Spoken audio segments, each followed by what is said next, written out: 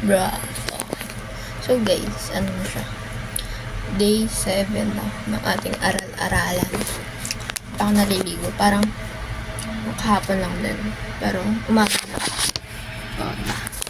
It's, ano ba? 2:42 PM ng hapon. May 13 kahapon, May 12. So, ngayon, day 7.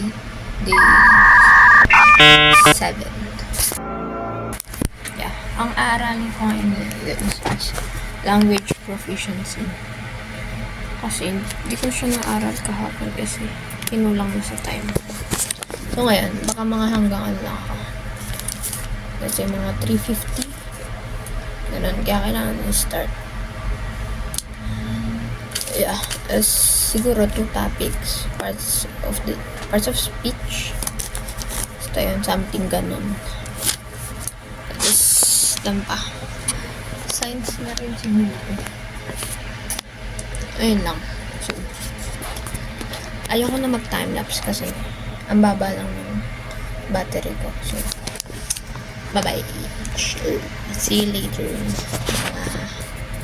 Ewan ko, basta. Yan lang. Bye. And guys, tapos ko na yung parts of this speech. Ang konti lang na pero madugo pa. I mean, pag na-master naman, magigets kasi kunwari yung 8 parts. 100 pa siya. Makasabot topic pa siya.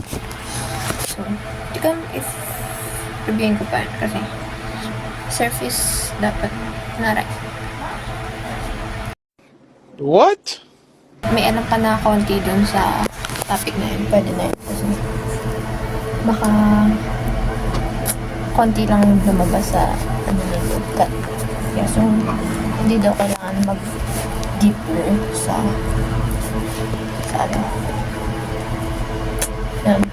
Tapos, hindi ko siya masyadong na-master.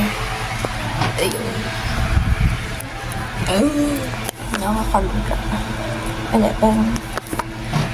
yung notes ko, papakulis ko na. Para mag-generate. Tapos later, I think, mag-review ulit ako. Not sure kung anong subject. Yeah. So, bye guys. Hindi na ako mag-video mamaya. Natamad na ako. Basta day 7. So, bukas ulit day 8.